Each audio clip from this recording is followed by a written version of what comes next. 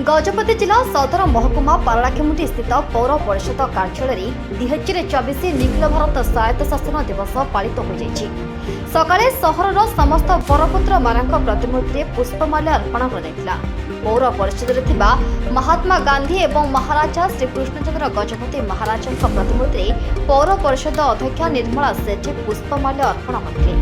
पर अध्यक्षा जातीय पताका उत्तोलन करते। पौर परिषद अध्यक्षा एवं कार्यनिर्वाही अधिकारी गौरव पट्टनायक जनसाधारण को उद्बोधन देते। कार्यक्रम में पौर परिषद उपाध्यक्ष लेखा मधु समेत म्युनिसिपालिटी इंजीनियर कर्मचारी वृंद काउंसिलर स्वच्छ साथी सफाई कर्मचारी और गणमाध्यम प्रतिनिधि माने उपस्थित थे। परिप्रेक्षी में संध्यारे सांस्कृतिक कार्यक्रम रही।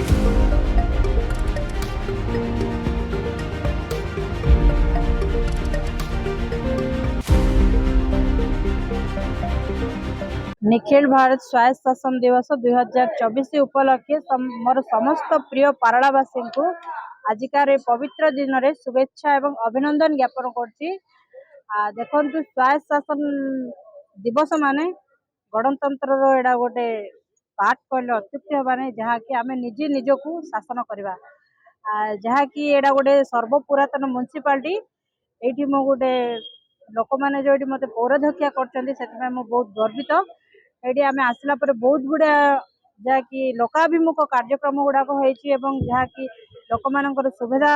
उपलक्षे बहुत कम गुड़ाक जहाँकि आज देखु आम गोटे 4टा प्रकल्पर उद्घाटन करूँ जहाँकि आमर रामनगर श्मशान कहतु कि किसी वार्ड्स मानकर मुक्तार जो होता मिनी पार्क्स एवं आमर जो मार्केट स्क्वायर अच्छी आमर रजांकर स्टेच्यू भी इनाग्रेशन करिवो। एमती बहुत गुड़ाए जो लोक मानकर सुविधा पाई जहाँ जहाँ कार्य करने कथा पौरांचल हाथ को नहीं देखु पारलाखेमुंडी म्युनिसिपालिटी माने एडा हूँ पारला सहरंकर ऑफिस पारलावासी ऑफिस एडा तांकर बिना सहयोग आम किसी भी कर ना से लोकों को निश्चित भाव अनुरोध कर प्रार्थना कि आमे समस्ते पारलावासी एक हवा एकता बजाय रखा भाईचारा बजाय रखा आमर पारला सहर केमती उन्नत स्तर को जीव ताहा मते सेमाने साहाय्य करिवे बोली मु आशा कर जनसाधारण को मु एया मेसेज देबी कि जहाँ भी देखंतु आमर किछि कारणवशत जहाँ कि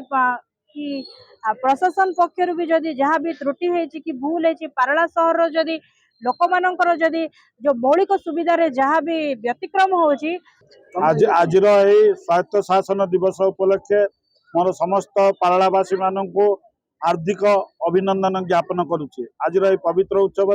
गोटे आम शपथ नेबा आम पारलाखेमुंडी को सुंदर भाव गढ़ी तोलिबा एवं ग्रेटर पारलाखेमुंडी म्युनिसिपालिटी गठन करने गोटे शपथ ग्रहण करवा। आज कार्यक्रम आमर सांस्कृतिक कार्यक्रम प्रतियोगिता सब आगु सरी जाइए। आज आम संध्या बेलू तार प्राइज डिस्ट्रीब्यूशन करूँ आमर विजु कल्याण मंडप ता पूर्वर आमर माननीय मुख्यमंत्री द्वारा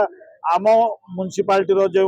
प्रोजेक्ट सब कंप्लीट होती से गुड़िकर उद्घाटन हो तेणुक ओस्मान हॉल रे ऑनलाइन रे इनागुरेशन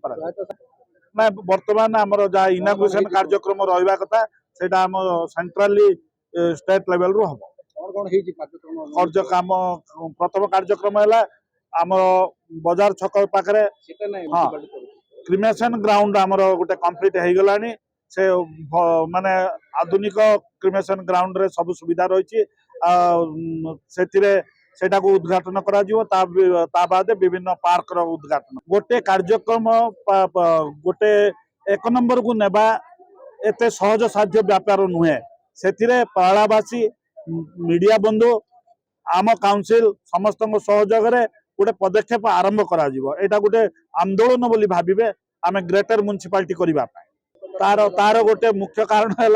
वेदर कंडीशन उपरे वार्निंग जारी करा 3 दिन प्रबल रु प्रबल वर्षा हेबो बोली कि तेणुक स्कूल भी आमर बंद करा जायतिला गतकाली आज से परिप्रेक्षी रे आम वेदर कंडीशन को धरी से गुड़िक कार्यक्रम को बातिल कर दौर जनसाधारण माने से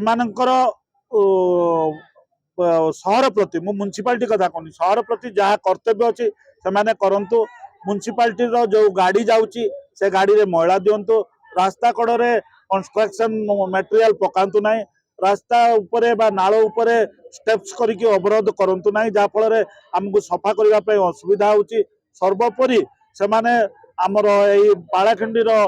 सुंदरता जहाँ गढ़ा आम जाऊँ ता प्रति आमको सहयोग करंतु। ब्यूरो रिपोर्ट विप्लवी परिक्रमा।